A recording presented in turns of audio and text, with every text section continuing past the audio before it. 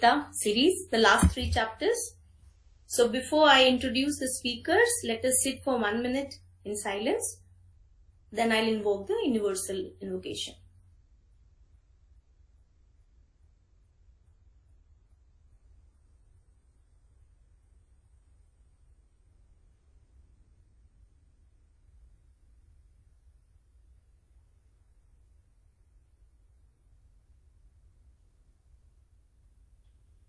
O hidden life, vibrant in every atom. O hidden light, shining in every creature. O hidden love, embracing all in oneness. May each who feels himself as one with thee know he is also one with every other.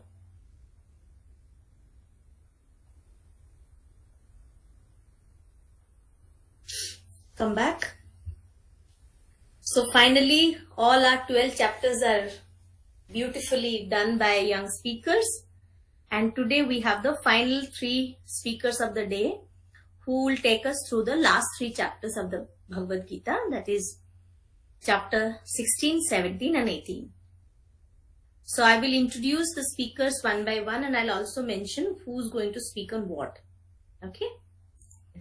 So we have our first speaker, Suhani Mahapatra, who would be taking us through the chapter 16. We have already heard Suhani taking up a chapter in last sessions. Suhani is a student of class 10 and she's a regular participant of Prayas Lodge meetings in various group discussions and events. She's a trained Odissi dancer and she keeps interest in singing and dramatics. She had performed in UP-UK Federation Centenary Year Conference and Anand Fest organized by Young Indian Theosophist Group. She is also nominated to perform from India in our international convention in December. So during that period, I will share the link in the group. You all can see her dancing in that. She's an inspirational dancer now for all our young members.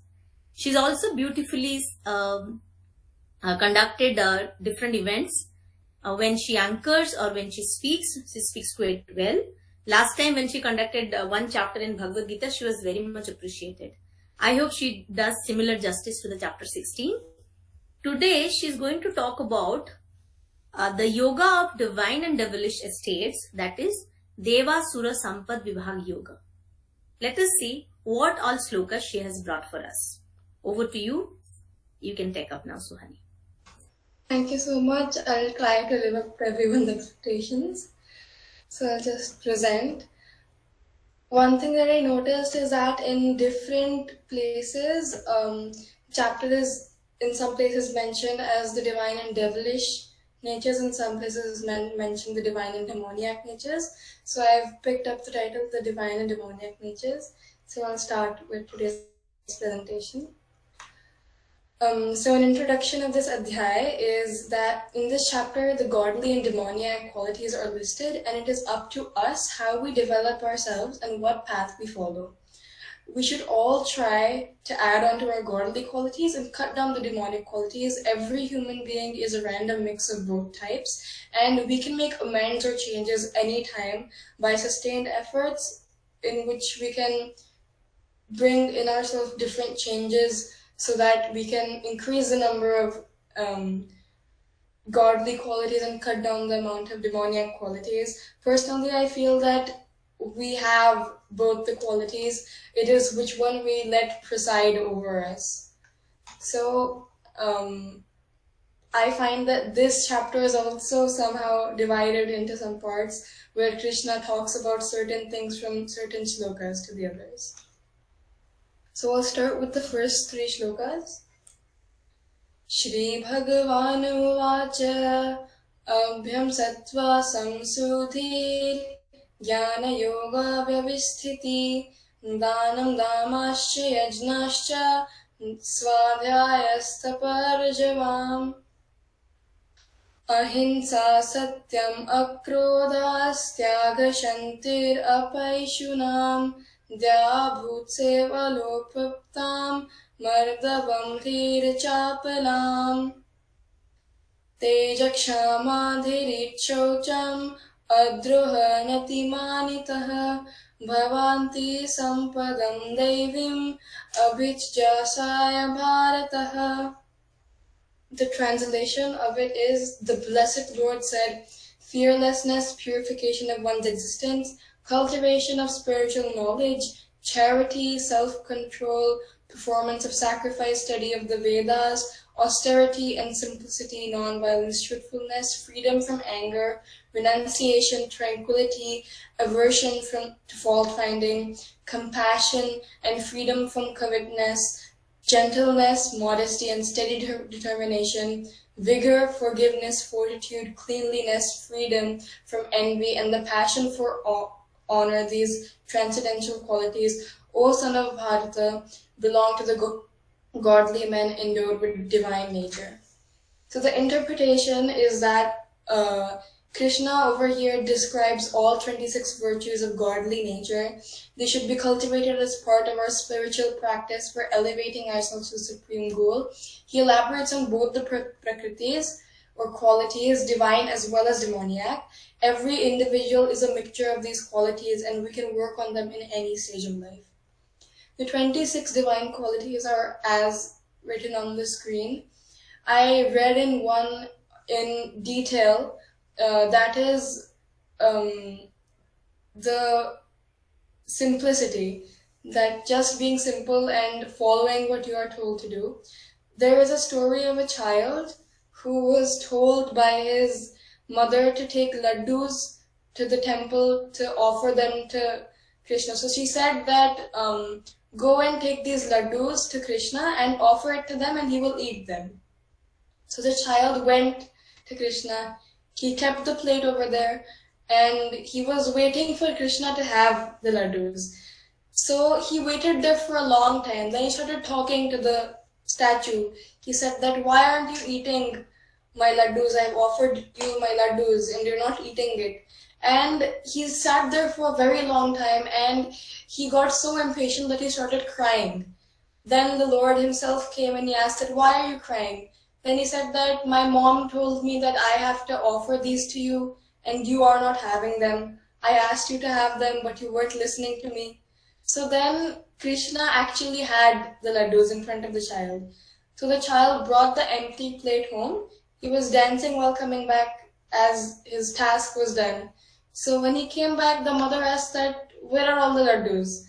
Because usually when we offer a prasad to the Lord, we just leave the plate there as the child was instructed to. So she got really confused at what happened and where did the laddus go. At first the parents suspected that maybe he ate them, but they were too many to be eaten by that small child. So the next day, the mother made laddus again and told him to keep the laddus in front of Shri Krishna again, and this time the father went. And he offered the laddus and Krishna was eating the laddu, and midway the father saw that the statue has come alive and it's actually eating the laddus. So then the father stepped out in awe, and the Krishna who only decided to show his form to that child, he came alive for the child, he froze in that position and he had only eaten half a laddu at that time. So that is a story that in some places half laddus are offered to Krishna, coming from this story. So I'll move ahead now. So there are 6 demoniac qualities that the person does not know what has to be done or how it has to be done. The person does not follow the Shastras. They are self-centered. There's improper behavior. They're untruthful and unclean. I'll read the 5th shloka now. Daivi sampada vimokshay nibandhaya surimataha masuchaha sampadan daivim abjatosi pandavaha.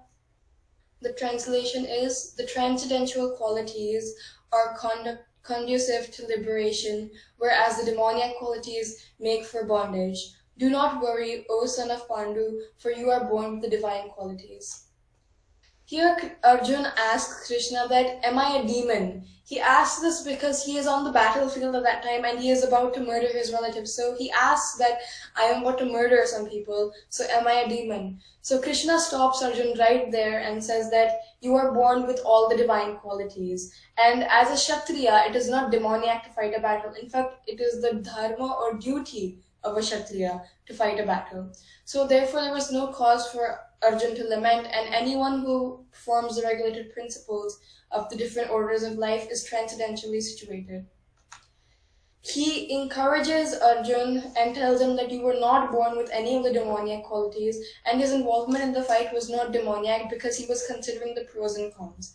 He was considering that if people such as Bhishma and Drona should be killed or not. So he was not acting under the influence of anger, fault, prestige, or harshness.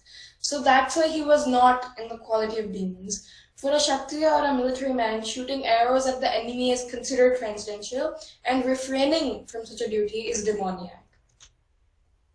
I'll read the 6th shloka now. Dvabhuta sargau lokesmin daiva asura eva chaha daiva vistraha prokata asuram pathame shrinu.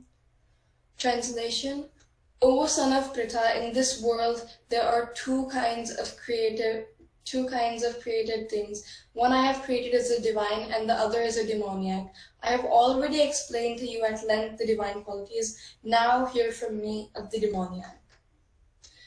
All souls carry their natures with them from past lives. Accordingly, those cultivated virtuous qualities and performed meritorious deeds in the past lives are the ones who are born with divine natures, while those who indulged in sin and defiled their minds in the previous life carry the same tendencies into the present one.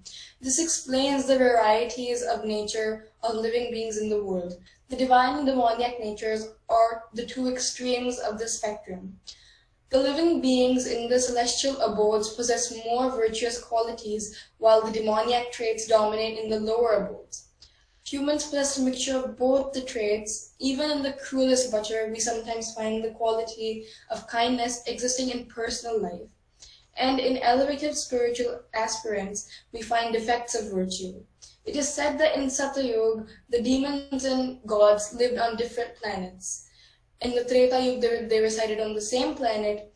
In the Dwapar Yuga, they lived in the same family. And in the Kali Yuga, in which we are living right now, they exist in the same person's heart.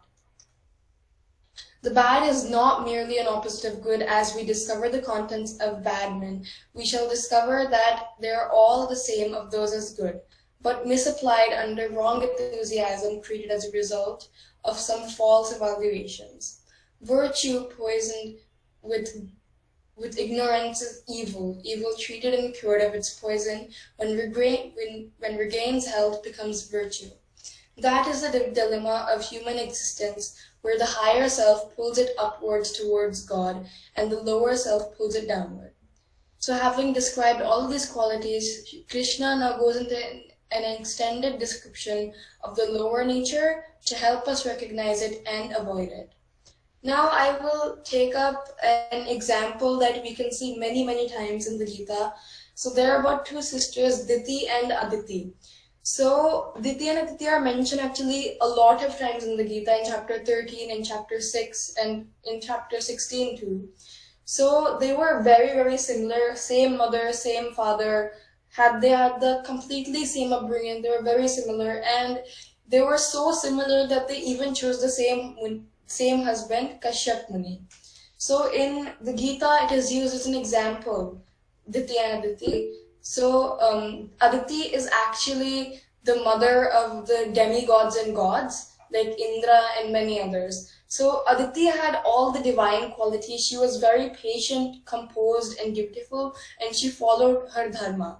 So Aditi, you will see that there is a different reaction to somewhat same situations in Aditi and Diti, even though they were in a very, very similar surroundings. As we can see, Diti was actually, Diti and Aditi, even after marrying, they had the same surroundings because they were living in the same place with the same husband. So some people say that it is your upbringing which makes you you. So as we read that in Kali Yuga, we have the demon and the god residing in us. So it is not it's not the surroundings which changes, it is our choice which we can make, whether we want the demon to preside or the god to. So about Diti, Diti was the mother of the demons, such as Hiranyakashipu and many others. She had the demoniac qualities, and she was very impatient and envious, and she did not follow the dharma. So there is actually a story that Diti once interrupted her husband's meditation, and she said to him that, I want a son because all of my co-wives have sons, and I want a son immediately. So Kashyap Muni said that, yes, I can fulfill your wish, but I cannot fulfill it right now, as right now is not the appropriate time. So she had a nature which was like, she wanted a son, not for the sake of having a son, but for the sake of having a son because her co-wives also had sons, and she was envious of them. On the other hand, Aditi reacted differently. She waited for her husband to return home after his meditation. There was another instance in which all the demons died, and Aditi was very impatient and she did not know how to react. So she asked Kashyap that, I want a boon. So Kashyap asked her that, what is your boon? And she said that, I want a son who can kill Indra and overpower him. So as you can see, Diti over here, she is plotting against someone. She is inflicting harm by asking for this boon. And on the other hand, Aditi, when once all the gods and demigods were homeless, she did not get restless or impatient, but she waited at home for her husband to arrive so that she could tell her husband. So she was sitting patiently when her husband came, and he asked her that, how are you and how was everything going? He saw that the house was very well maintained, everything was nicely done, she was following her dharma properly. And only when Kashyap Muni asked her that, how are our children, then she said that, I need your help, our children are homeless. So over here we can see that it's somewhat a comparison of the two sisters, and it shows that no matter how similar the upbringing or surrounding is, what matters is your reaction to the surroundings. And we have seen the different reactions of the sisters who are so similar in every way. And what matters are the qualities in us and what we let preside over us. So with this, I would like to end today's the 16th chapter. Thank you so much. I would tell the key learnings once before ending the whole chapter. It is that we find the divine nature in this. We find out the demoniac qualities and how they are supposed to be avoided. And we see what choices does one have. Thank you. I will end with this.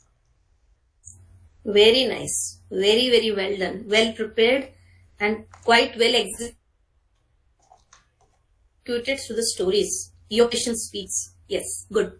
And definitely you do justice to the chapter. As you said, both the Daivi and Asuric qualities are inside us. We are godly as well as devilish. It's up to us which qualities do we develop further, and then we establish that. Very nice. That's a beautiful learning for all of us. Now next chapter 17, that is the yoga of threefold path. We already had in the last session the Guna Traya Vibhag Yoga. Today we will listen to Vansh, who is the second speaker of the day, who will talk about Shraddha Traya Vibhag Yoga. Now, Vansh is a very meticulous child, as you would have seen in many other forums where he has delivered talks, he has helped us in coordinations. So he is also a student of class 10. And he's a resident of Ghaziabad, and he's a young member of our Prayas Theosophical Lodge. He has participated in Bhawali camp and events in Delhi Federation, UP Federation. He's very, very sincere, and you give a task, he would go and do it wholeheartedly. That is his best quality. He's always ready to help others. He has actively participated in many TOS work also. So he has done a lot of community services. He has it in his heart. I know he's such a beautiful child within. Let us hear him out and what he brings us from the chapter The Yoga of Threefold Path, Shraddha Trayit Bhag Yoga. Over to Ansh. Thank you, Sister Sorina, for the introduction and for the opportunity to give me this chapter, which made me learn a different aspect of life. And please pardon me if I made any mistake. In this chapter, that is chapter 17, the Yoga of Threefold Path, we will see that an individual, his real self, that is the soul, interacts with their distinct agencies in the God's world as follows. Firstly, the individual body, the carrier of soul. Secondly, the society he lives in, the parents, the colleagues and the teachers, etc. And finally, the universe with its land, air, rivers, oceans, etc. We all use these three agencies as we grow and live. Thus, these are expended slowly or shall we say discharged. These have to be replenished or charged again properly, but just adequate charging, no overcharging. The body is a temple by itself and must be treated with respect. An overfed body or an overdrunk body leading to indigestion or hangover next day calls for corrective measures such as fasting or a light meal. Thus, a misused body reacts and calls for remedial measures as a routine. Daily, the body energy is expended and it must be replenished just adequately so that the body can perform its assigned roles satisfactorily as the carrier to the soul. We also owe an obligation to the society as we grow from infancy to school going age to youth until the last moments. We use the society to back up our emotional, mental and physical requirements. Our parents bring us up. Our teachers enables us to be a useful part of society and our friends add on to enrichment of our lives. Thus, we use the society daily and this utilization must be repaid back in letters and spirits. The parent's devotions to the child is the sum of the total financial, emotional and physical services and must be repaid back fully for all three services. So says the Gita. We have been utilizing the land, the rivers, the air and the other constituents of God's world for our survival depends upon this. These need replenishment too. The air gets polluted, the water gets polluted, increasing deforestation and so many other things. The utilization of natural resources must be followed up with simultaneous replenishment, is the Gita's message since the time immemorial. I will be now taking down some of the shlokas from this chapter. To begin with, let's see shloka 2. Shri Bhagvanu Vacha Trividha Bhavati Shraddha Dehinam Sa Swabhavja Satviki Rajasi Cheva Tamsi Chaiti Tam Shrinu. Shri Krishna says that faith comes from Swabhav or nature. Nature refers to the collection of sanskars or impressions that are present in a person. A dehin or embodied body, embodied one. From birth until death, whenever we perform an action and gets its result, both the action and the result are ingrained in our mind in the form of an impression. This impression is called sanskar. Whenever we repeat the action and get the same result, the impression is further ingrained and strengthened. If we repeat it often enough, it becomes a habit. It could be a good habit such as respecting our elders or a bad habit such as smoking. So this nature, this collection of sanskars or impressions is where our faith comes from. Now let's go to Arjuna's question. In the absence of scriptures, in the absence of rational, logical means to check our actions, what will happen if we use our faith instead? If someone swears loudly at us in the middle of the street, we will respond instinctively at that point rather than using logic or reasons. We may punch the person who yelled at us, or we may ignore him. It depends on the makeup of our nature. Now, based on the makeup of our nature, we can classify our faith into three types: sattvic, rajasic, and tamasic. But it is difficult to do so directly. We will have to infer the nature of faith through something else. Third shloka. Satvan rupa sarvasya shraddha bhavati bharata shraddha mayayam purusho yo yach chadrasa eva saha. The human being is nothing but a bundle of faiths, also known as beliefs, prejudices, customs, cultures, tradition, basically everything that is ingrained into us as sanskars or impressions. But where do these impressions come from? Some of these impressions come from external factors, and some of these are present in us right from our birth. When we see a child prodigy perform a complicated symphony, we may say that she got this skill from non-stop practice since her birth, or we may say that she got it from her practice in a previous life. In any case, her actions are a product of sanskars or impressions, formed through countless hours of practice. Sri Krishna says that faith is according to one's sattva. Here, sattva refers to our swabhav, our nature, the bundle of impressions that are stored in our inner instrument, our antahakarana, which is comprised of our mind, intellect, memory, and senses. This sattva makes us choose our action throughout our lives. Now, how can we assess the texture of our faith, our beliefs, and our prejudices? We need to examine our actions. Our faiths, our beliefs, and our prejudices guide our actions. Therefore, by examining the texture of our actions, we can determine the texture of our faith. Our faith could be sattvic, rajasic, or tamasic. Let us see fourth slok. Yajante satvika devan yaksha rakshansi rajasa pretan bhuta ganansha chanye yajante tamsa jana. Sri Krishna says that people who have faith can be placed in three categories. Those that worship deities such as Lord Ganesha, Lord Shiva, and so on are sattvics. Those that worship materialistic spirits or yaksha such as Kubers, the lord of wealth, are rajasic. Those that worship ghosts and demons are tamasic. Hearing this, we may say that we only worship deities. We never worship anything else. Therefore, we may conclude that we are highly sattvic individuals.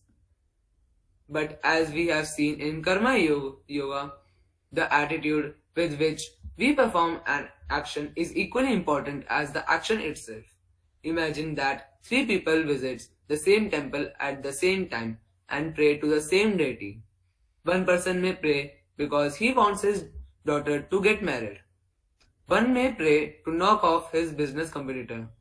Another may pray so that he attains liberation in his life.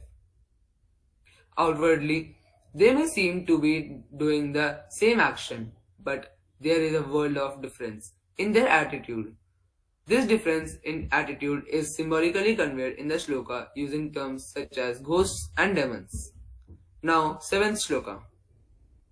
Aharastvapi sarvasya trivido bhavati priya yagnastapas tatha danam tisham bhedam imam shrinu. Sri Krishna covers the entire spectrum of actions performed by us with just four categories: our intake of food, sacrifice, penance, and charity. We have come across broader meaning of the term yajna or sacrifice in the Karma Yoga. It refers to any action or transaction with another person or object while adhering to our duty. If we are an accountant by profession, then earning a livelihood as an accountant becomes a yajna or sacrifice. Next, tapas or penance is the means by which we conserve energy needed to perform our duties.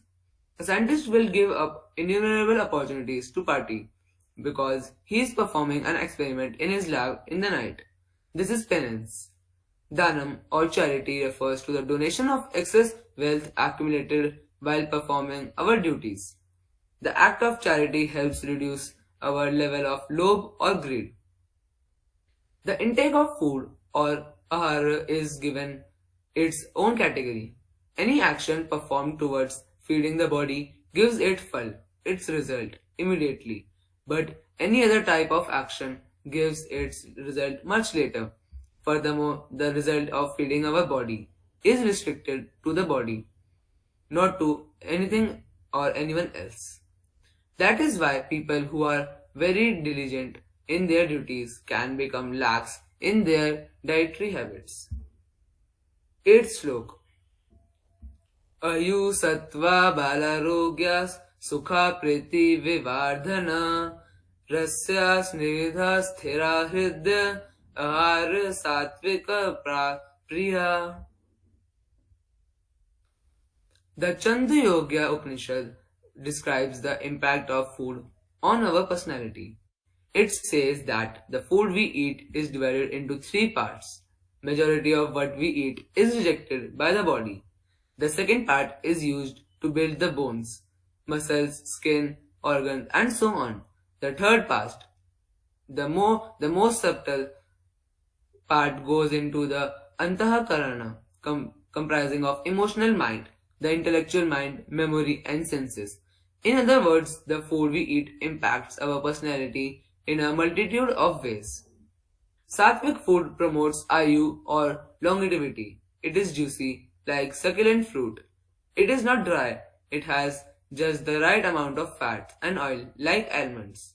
It provides long-term benefits to the body, long after having consumed it. It is hridya, which means pleasant.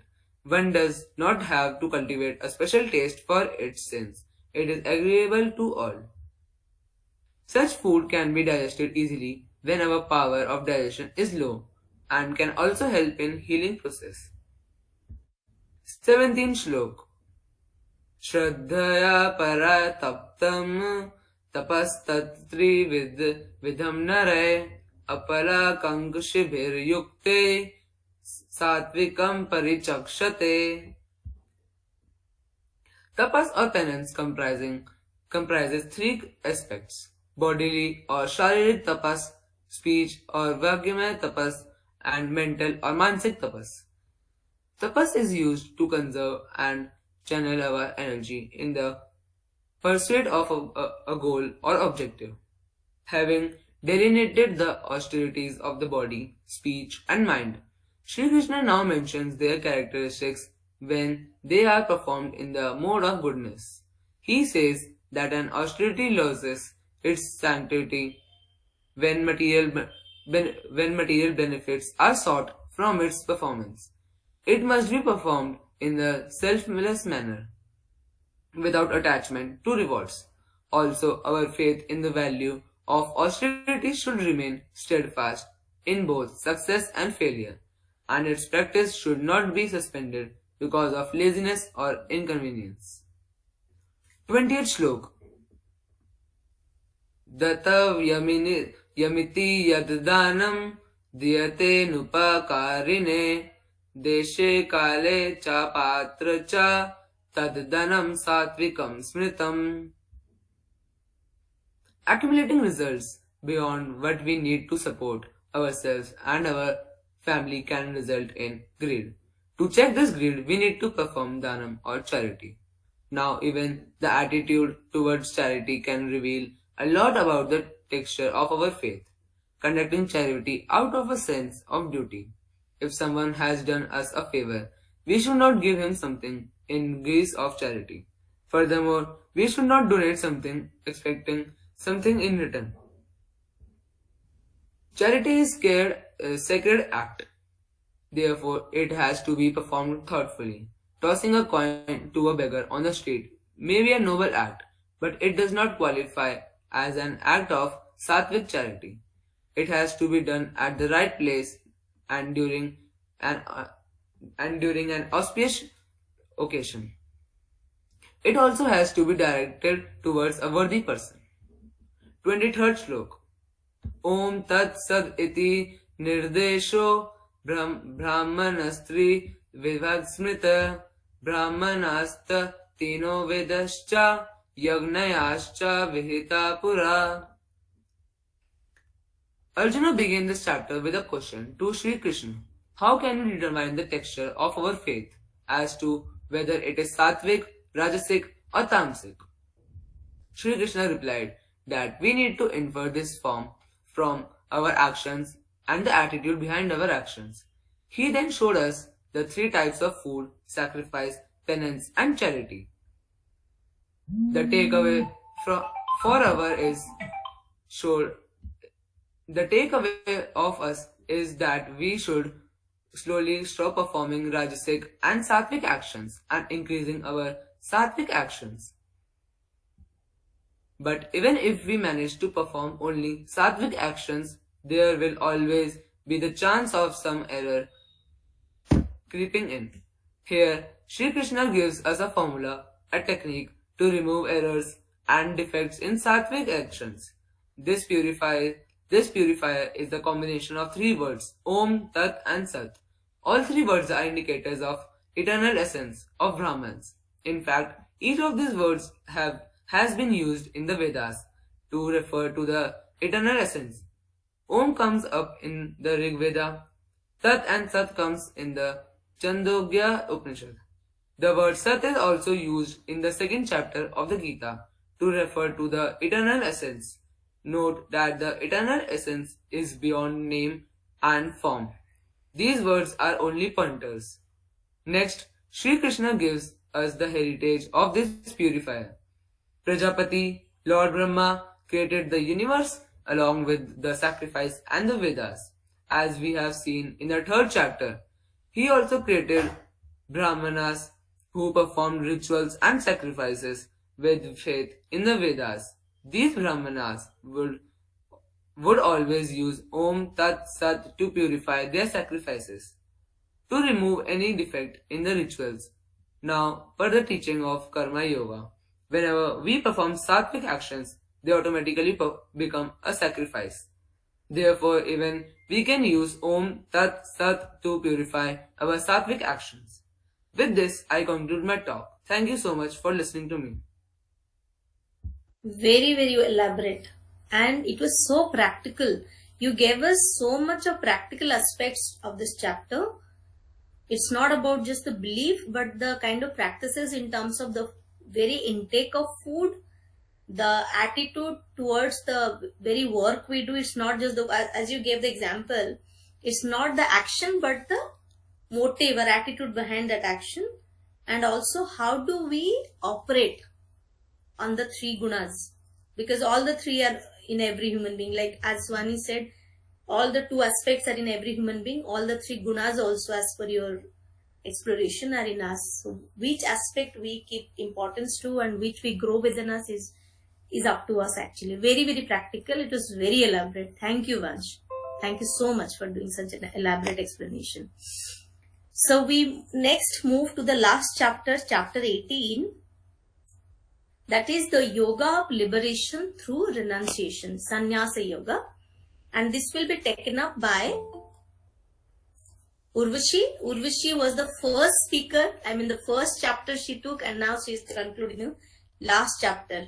So see the coincidence, or maybe the choice of chapters we distributed. It is so symbolic. The first and last, you are the kind of sutradhar kind, right? You are initiating and you are concluding. Very nice. So Urvashi is actually a student of class 12. Her hobbies and interests are writing, reviewing and dancing. She has co-authored various books and edited the Indite Excellence magazine, reviewing and content writing, head at Profound Writers Association. So she's pretty much into writing and thought-provoking videos she keeps on sharing as well of her. That's good. At this young age, she inspires many. And she is undergoing from ISKCON. And as you would have seen in the first chapter, she recited pretty well. She's a wonderful reciter. So we can see more of her in this recitation as well as explanation. So over to you, Urvashi, on the last chapter of Srimad Bhagwad Geeta. Thank you so much, Sister Subralina, for such a wonderful introduction. And thank you for giving me this opportunity so that I can share whatever I have learned till now. It's a long journey, I have to learn more. But it's good enough for me that I can share more with my knowledge. I'll just share my screen.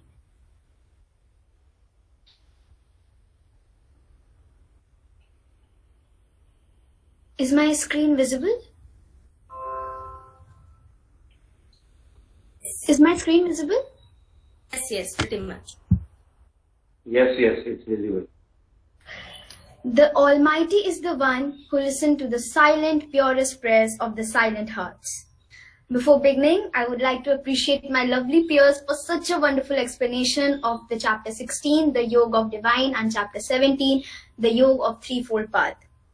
Good afternoon to one and all present here. I am Urvashi Das, a 12th grader who got the opportunity to begin with the first chapter of this Bhagwad Geeta talk session, and now I would be ending with the last chapter, chapter 18th, the Moksha Sannyas Yoga.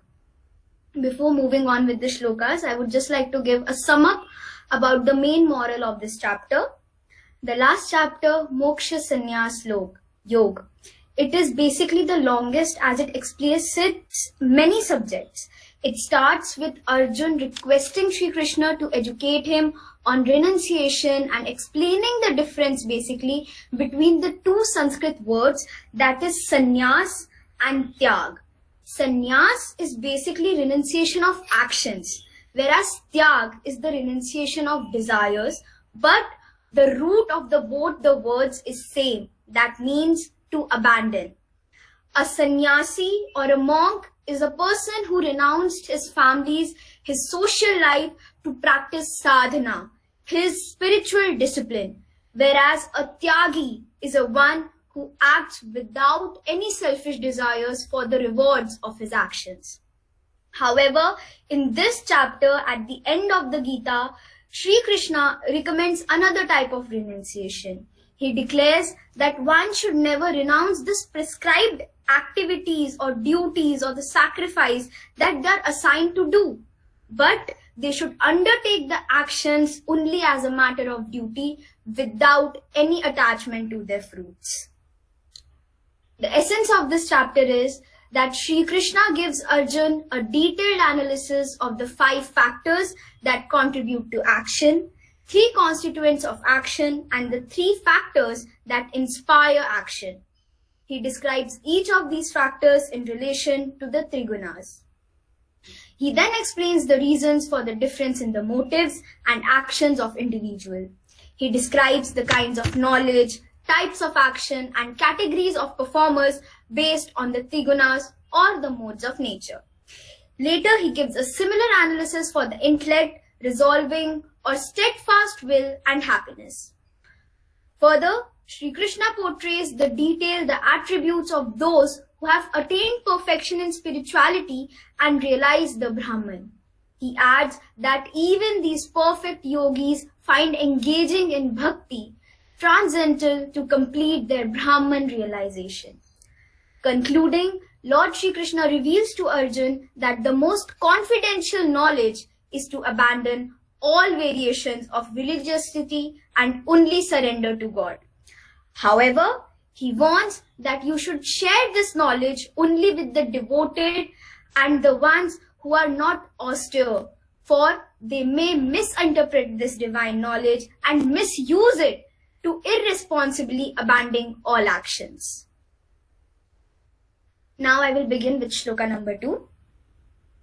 Shri Bhagavan Uvacha Kamayanam Karmanam Nayasam Sanyasam Kavayo Vidhu Sarva Karma Phalatyagam Prahustyagam Vichakshana. Meaning, the Supreme Divine Personality or Lord Krishna is saying, giving up of actions motivated by desire is what the wise understand as sannyas. Relinquishing the fruits of all action is what the learned declare to be tyag. Kavaya are the learned ones. Shri Krishna states that the learned people consider sannyas as the renunciation of work. They renounce work for material enjoyment and enter the renounced order called the karma sannyasis. Vichakshana are the wise ones. Shri Krishna states these are the wise people who lay emphasis on tyag, meaning their internal renunciation, implying not relinquishing their prescribed Vedic duties rather than renouncing the desires for enjoying the fruits of their actions. Therefore, the attitude of giving up attachment to the reward of action is tyag, while the attitude of giving up work is sannyas. Shloka number 7. Tyajayam doshavad iti eke karma prahurmanishina yajna dana tapah karma natajjam iti chapare.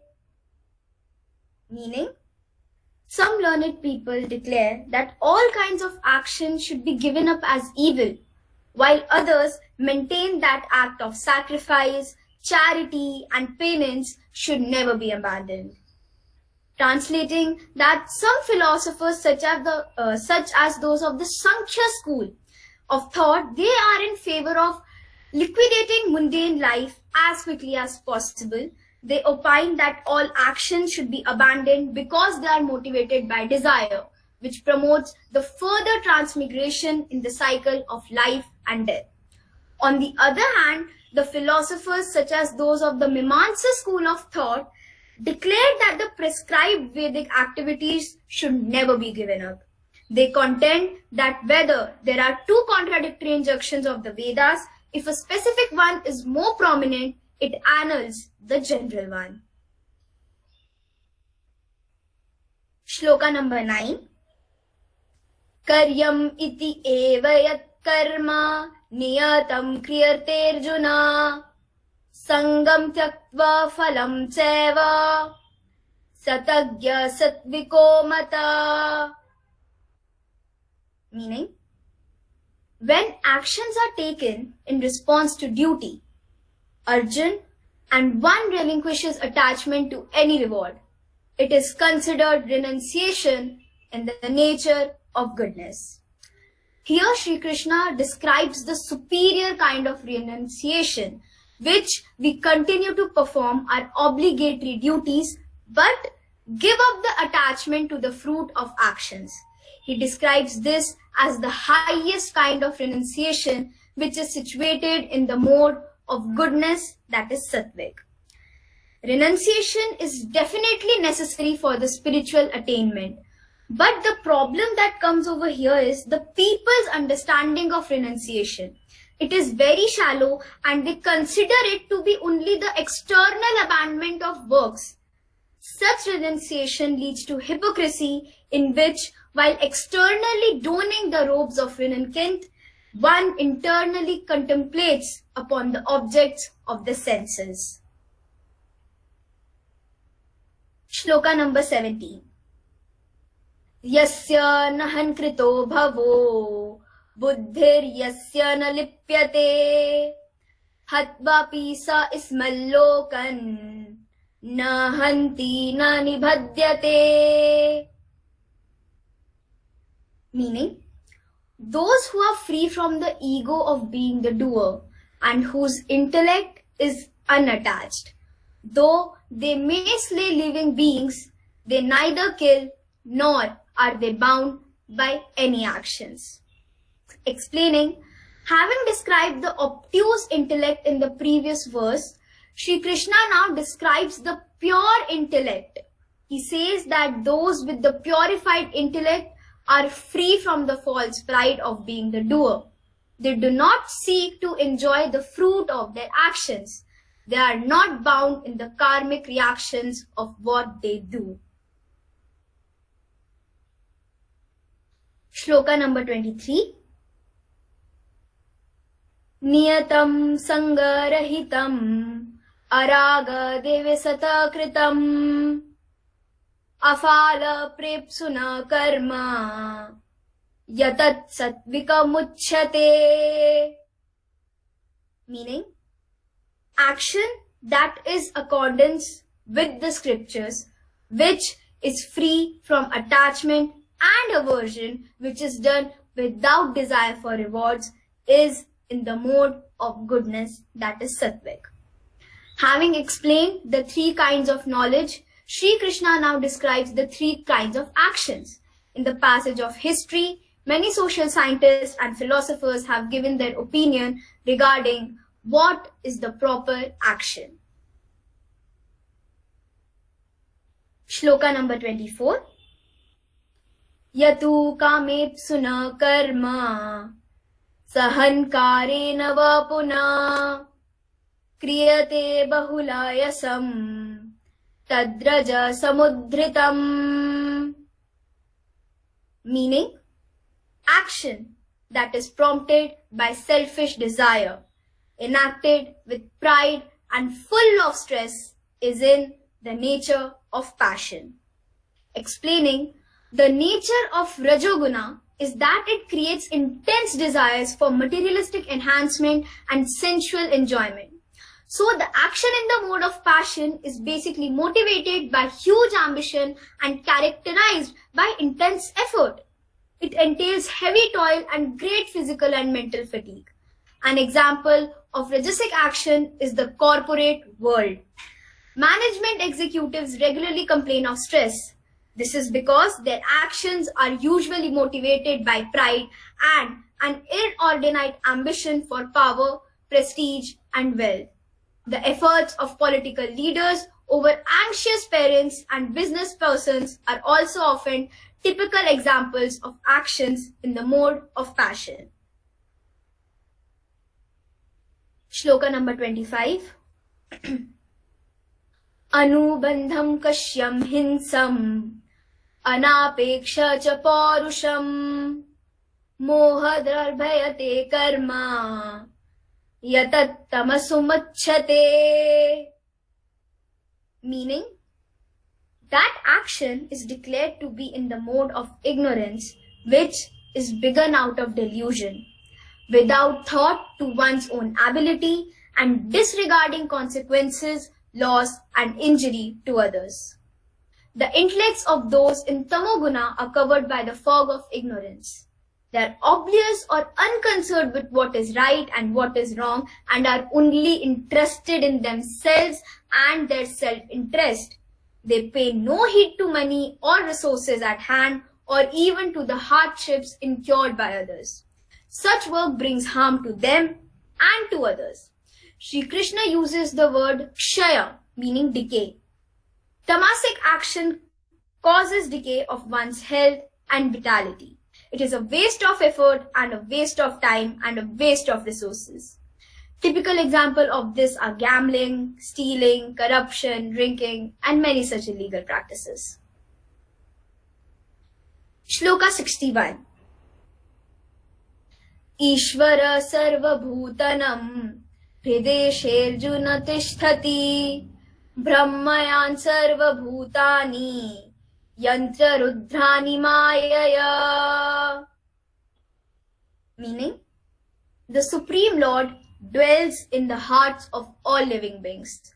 O Arjun, according to their karmas, he directs the wanderings of the souls who are seated on a machine made of the material energy. Explaining, emphasizing the dependence of the soul upon God, Sri Krishna is saying that Arjun, whether you choose to obey me or not, your position will always remain under my dominion. The body in which you reside is a machine made from my material energy. Based upon your past karmas, I have given you the kind of body you deserved.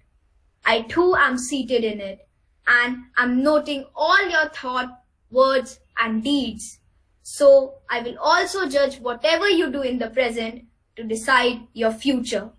Do not think you are independent of me in any condition. Hence, Arjun, it is in your self-interest to surrender to me. Shloka 66.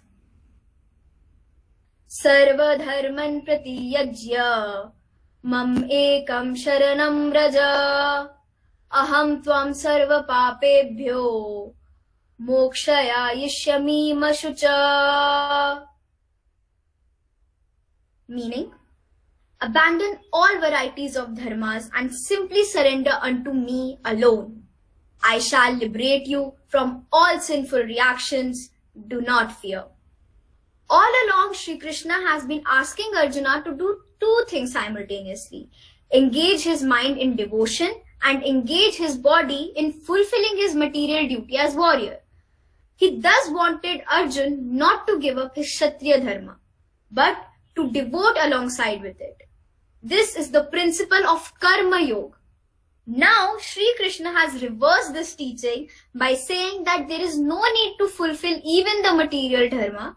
Arjun can renounce all material duties and simply surrender to God. This is the principle of Karma Sannyas. Ending with sloka number 78. Yatra Yogeshwarah Krishno Yatra Partho Dhanurdhara Tatra Shir Vijayo Bhutir Dhruva Nitir Matir Mama. Meaning, wherever there is Sri Krishna, the Lord of all Yoga, and wherever there is Arjun, the supreme marker, there will also certainly be unending opulence, victory, prosperity and righteousness. Of this I am certain. The Bhagwad Geeta concludes with this verse, delivering a deep pronouncement. Dhritarashtra was apprehensive of the outcome of the war. Sanjay informs him that material calculations of the relative strength and numbers of the two armies are irrelevant. There can be only one verdict in this war, victory. And it will always be on the side of God and his pure devotee. And so will goodness, supremacy and abundance. Thank you so much. The choice of shlokas are so beautiful. We discussed, but again I could see that you have picked up some extra shlokas also. That's really good. To conclude, to give a conclusion, very well concluded. And yes, when you spoke about those chosen slokas, wherein you have continuously engaged us from your very first sloka I chose to the last one, how to do our dharmas, you kept the audience engaged, and at the end of it, you pretty well connected the slokas and established what is actually true sannyasa.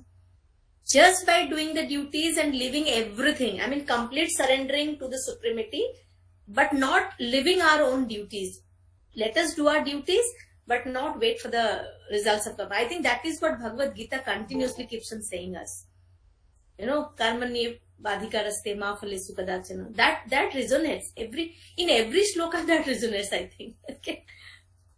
That's good. So all of you who are writing your boards, 10th, 12th, I'm really, really happy that besides your busy schedule of your pre-boards, your examinations, preparations and the boards approaching you so soon, but you took out time and did justice, that shows your dedication. Kudos to you. And it will count, let me tell you. Some blessings come on your way and it really counts in your life. You might not realize it now, but later on you will, I'm sure. At least it is much, much better than watching a TV serial or spending time on your mobile. At least you took up a better task at hand while you were studying hard for your exams. At least my true wishes from the heart to all of you who actually took out time to do this besides your busy schedule. It was a very well planned and well executed, the whole 18 chapters. I congratulate. I am so grateful to each and individual speakers of this. Maybe after exams we will, have a union and we will sit together and do something. Maybe we'll party out and celebrate how we did it. But at least till your exams, I know you guys are busy, but you did a tremendously beautiful job. Thank you all. Love you all. Now coming to the other participants, are non-speakers. Before I get into the discussions mode. My father would give the 3 lines. I mean, every session at the end he gives us the 3 lines of the chapter gist. So he may proceed and then we'll discuss. Yes. Thank you all. Chapter 16 is being good is a reward in itself. Being good is a reward in itself. Chapter 17, choosing the right over the pleasant is a sign power. Choosing the right over the pleasant is a sign power. Chapter 18 is let go, let's move to union with God. Let go, let's move to union with God. So starting from dharma, ending at mama, dharma mama. What?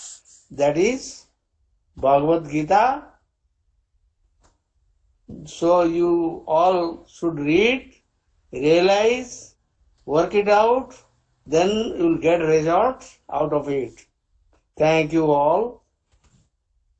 May be allowed to speak from 18th lines, 18 lines of the gist of Bhagavad Gita. Wrong thinking is the only problem in life.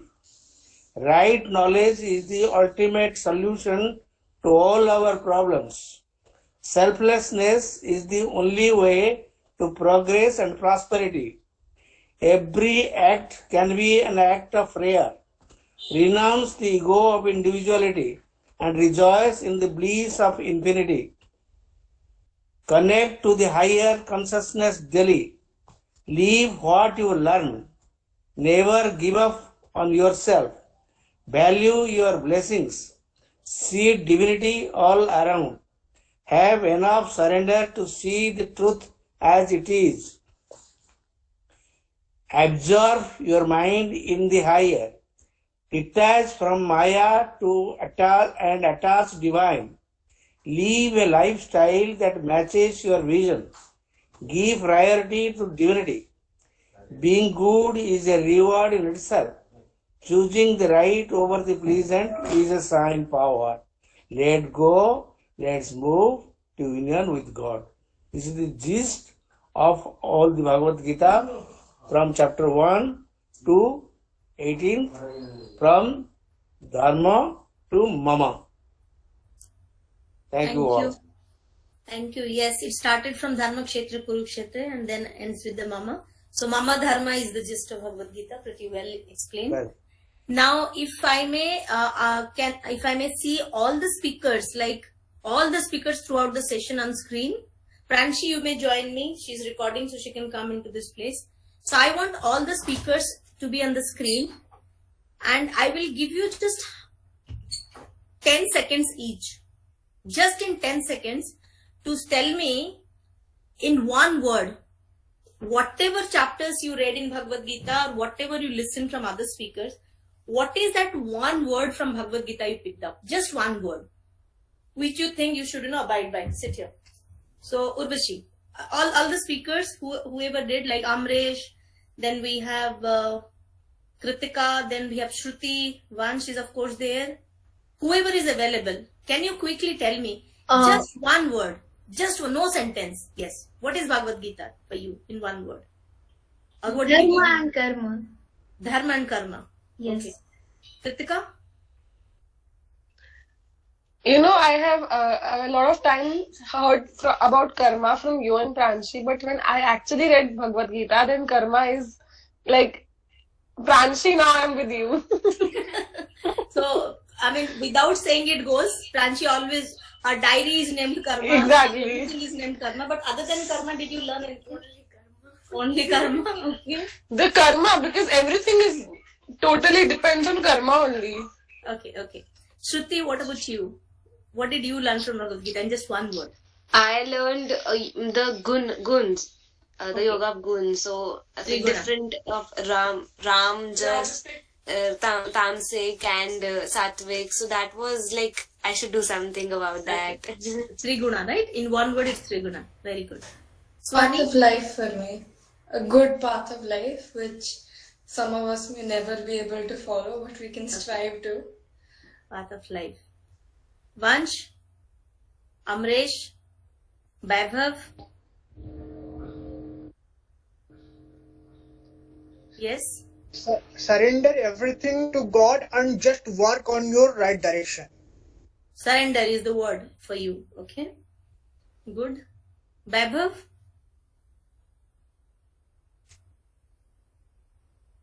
Vansh, what is that one word you would, whenever you would talk about Bhagwad Geeta or somebody talking Bhagwad Geeta, that occurs to you? Vaibhav? If you're there, you should be on video. Is Vansh there? Is his video working? Vaibhav, are you there? Okay, Vansh. Yes, Vansh.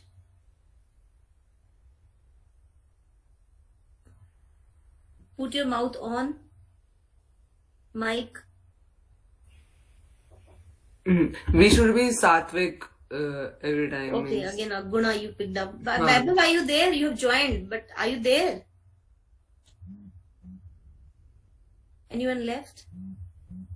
Vaibhav, are you there? Suhani, no, Amresh. Suhani is done. Amrish is done. I guess Vaibhav is not joined. He had joined. I don't know. He's going, coming.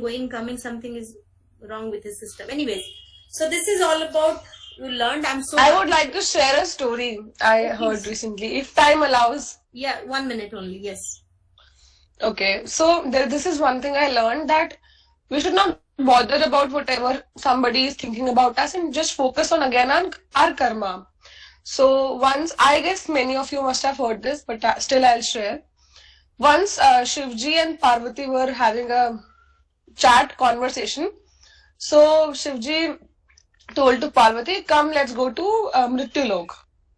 So Parvati said, why would I go to Mrityulok? So Shivji said, just come with me once. So she agreed, and Shivji along with Parvati and Nandi came to earth. Okay. So Nandi was in the form of bull only. So they went to a village, and all three were walking, as in Nandi in the form of bull, Shivji and Parvati. So some villagers passed by and started commenting, are they some idiot people? The bull is walking like that only, and they are walking by foot. They are not sitting on the bull. So they heard it. So Shivji and Parvati decided to sit on the bull and then go. So after a while, again another set of people came and said, how cruel of them. Both are sitting on a bull. I mean, how much load on that bull? So again they heard it, and they both came down. Okay, so now this time Shivji decided that I will sit on the bull, and they started walking again. Parvati ji by her feet, and Shivji on the bull. So now again a new set of people came on their way and said, the woman who talks about feminism and all, how cruel of this man, her wife is walking barefoot and he is sitting on the bull, oh my god. So they again heard this. So now they decided that Parvati ji will be sitting on the bull and Shivji will walking by foot. So now again they started their journey, and again another set of people whom they, I guess, initially met said, how is the wife? The husband is walking by foot and she has no responsibility towards her husband, and she is sitting on the bull, oh my god. So now they were like, now what to do? So then Parvati ji said to Shivji, oh, I got it completely, why you took me to this Mrityulok. Martyalok. It's Martyalok. Martyalok. That people will, whatever you will do. We have literally tried every permutation and combination, but whatever you will do, people are going to comment. You cannot convince everyone at the same time. If someone will be convinced by your action, the other person might not be. So we should just focus on what we are doing rather than कि इसको kaisa lagega, usko kaisa lagega. So this is a story I wanted to share. Thank you so much. Thank you. Now, since we have less time, we would definitely listen to Archana ji and Shushma ji and Rekha ji, of course. Namaste. No, I want to interfere. Please, I am to all of you.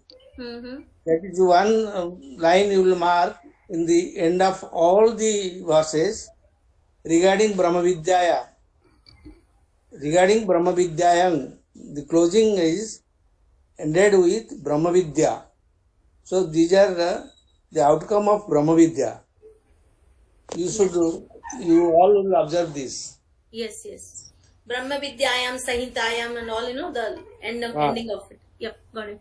Clear. Archana ma'am. Thank you all my Balakrishnas and Balgopis. Thank you for enlightening us for 18 chapters, making it easily assimilated and adjustable to our club. I have first, my duty is to convey. Taral has said, I'm sorry, his battery has gone out where he cannot charge. He has left a message I have to read out for y'all. Okay. My battery may go, so I shared my feeling, Dil se. Also, I invite them from one Triveni meet every month, only to be totally handled by them. Survilina ji, this can only happen with a mentor like you. Stay blessed always. So it's a welcome to all, of course, after your boards and whatever, whenever Survilina ji decides, we will have a open. And I want to say today for 16, 17 and 18 chapters, I'll be very short. Whatever the sloks were read, in the vision of the pandemic, it was just making sense to me, because what you eat is right. We learned that. What you think has to be right. We learned that. The Gita came in a very short, what your thoughts were. All the sloks, whichever you said, if you keep perspective of a pandemic, actually we lived Gita. We practiced Gita. So it has helped me in a very lowest or very widest of level. I'm sure you all must be having whatever the incidences and all.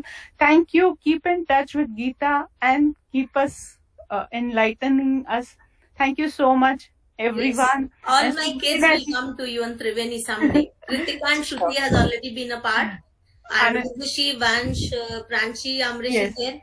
I will definitely ask them whenever the exam's over. We will decide a theme and they'll come and do it. And I'm so thankful to Uncle, so nicely, precisely putting up.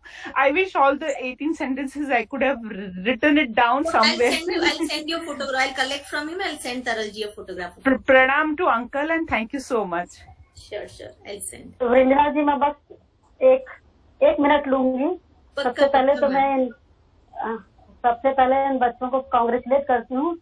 और एक बात जब मैं इन लोगों को सुन रही थी तो दिल में आ रही थी कि वेद में तो कर्म की प्रधानता है, उपनिषदों में ज्ञान मार्ग की प्रधानता है और पुराणों में भक्ति मार्ग की प्रधानता है और गीता में ज्ञान, कर्म और भक्ति तीनों का समन्वय है.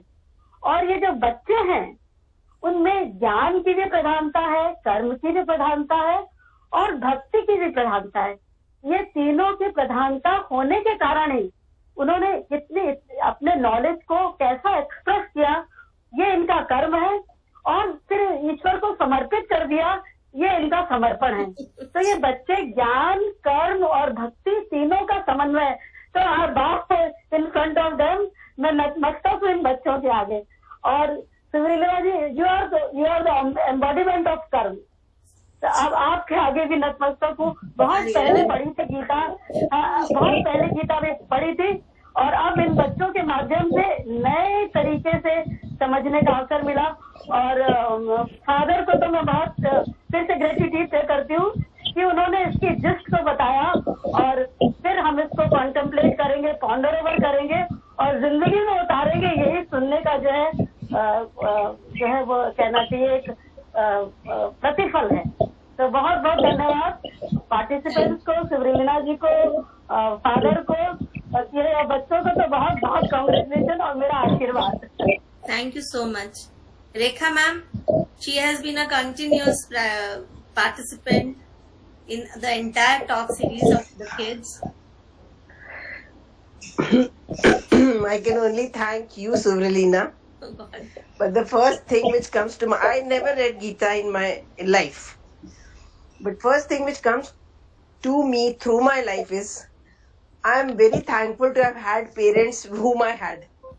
Because when I listen to Gita, yes, it enlightens me more. But more or less, I am not being arrogant or anything. But lots of things I have been learned to practice from my childhood.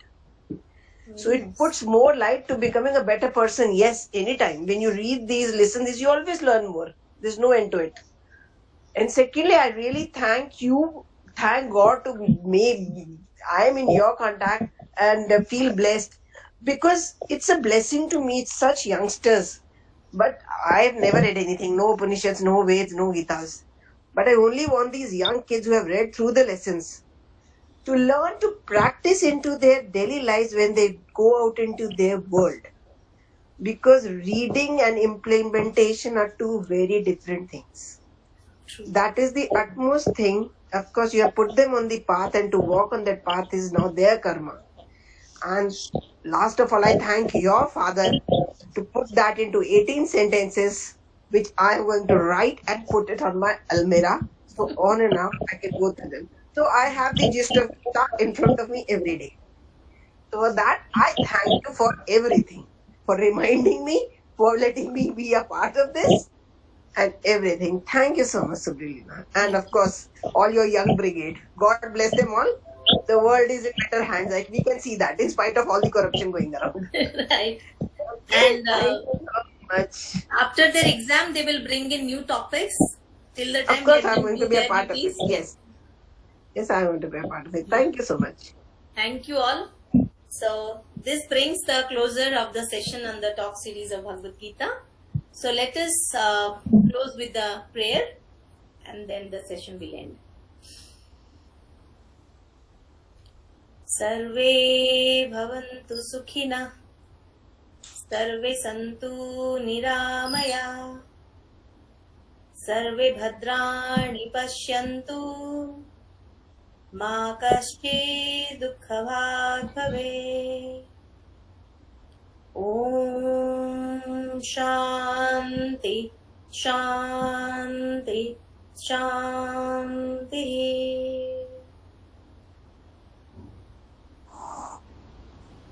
Thank you all Thank for you. joining us. Thank you very much. Thank you. We end the session here. Thank you all. Okay, bye.